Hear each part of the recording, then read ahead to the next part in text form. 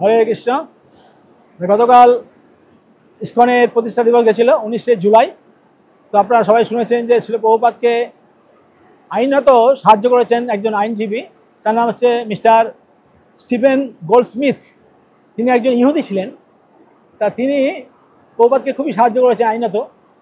আর সেখানে প্রভুপাদও তাকে সাহায্য করে কীভাবে না, ইহুদি ওদের দেশ হচ্ছে ইসরায়েল। ইসরায়েলে শিল প্রভুপাদ এই কৃষ্ণ ভাবনাকে প্রচার করেছেন। সেখানে মন্দির হয়েছে, সেই মন্দিরের নাম হচ্ছে, জায়গাটা হচ্ছে ও সোফিয়া বলে এই জায়গাতে ইসরায়েল মন্দির আছে। তো গতকালকে একটা বিশেষ দিন ছিল 19শে জুলাই। তাদের যে পার্লামেন্ট, তাকে বলে নেসেট। নেসেটে 1918 সালে একটা ভোটাভুটি হয় যে এই ইহুদিদের যে দেশটা, এটা হচ্ছে এই যে ইসরায়েলটা হচ্ছে ইহুদিদের দেশ, একদম জাতীয় দেশ একদম। হ্যাঁ, তাই এই কেন কি এই জন্য ভোটাভুটি হয়েছিল। 65 এবং 55-তে তারা জিতে গেছিলো। হ্যাঁ, ফিলিস্তিনি যারা তারা সাধারণত একটু মনোখান্য হতেই পারে।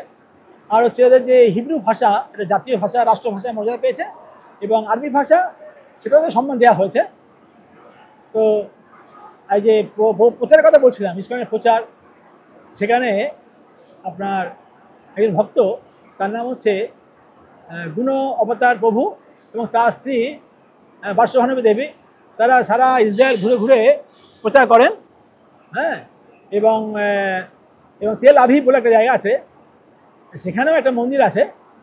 তেল আভিভের যে গিমা স্যামুয়েল সামতা রাহেল বলে একটা জায়গা আছে, সেখানে ইসকনের মন্দির আছে।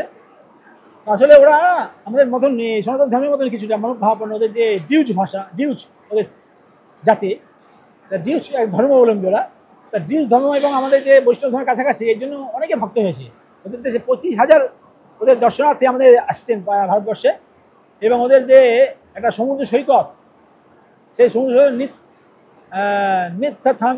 নিম বলে একটা জায়গা আছে, সেখানে কুম্ভ মেলা হয়। কুম্ভ মেলা বলতে আমাদের যে কুম্ভ মেলা হয়, সেরকম কুম্ভ মেলা হয়। 30,000 ভক্ত সেখানে মেলায় যোগদান করে।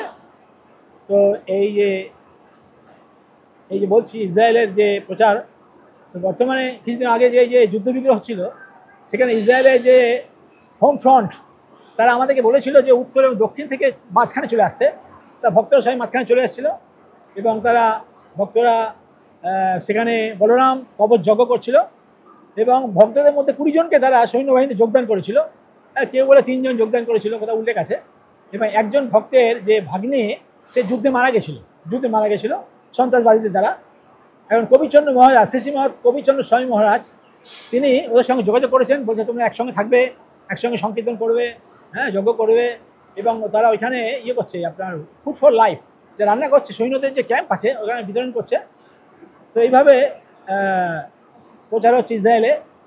কিন্তু আরেকটা জায়গা আমি দেখেছি, যে ফিলিস্তিনের যে গাজাবাসীরা কষ্ট পাচ্ছে, ইসকন তাদেরকেও ফুড ফর লাইফ দিচ্ছে, মানে সাহায্য করছে, আমি ভিডিওতে দেখেছি। এবং এই প্রাক্তন যে লিডার ছিল PLO, প্যালেস্টাইন লিবারেশন অর্গানাইজেশন, ইয়াসের আরাফাত, তিনি এবার কলকাতা এসেছিলেন।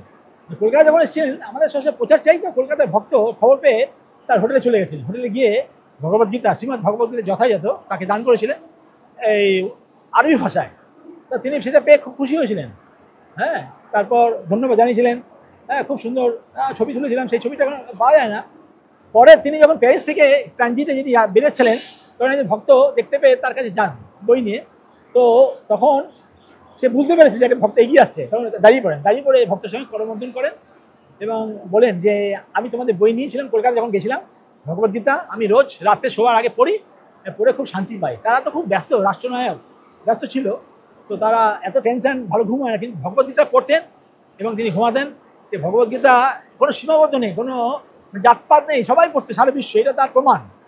তো আজকে যে বললাম যে কেন বললাম, যে গতকালকে 19শে জুলাই যে ইসকনের জন্মদিন বা ইসকনের যে প্রতিষ্ঠা দিবসে সাহায্য করেছিল আইনজীবী, তিনি একজন ইহুদি ছিলেন।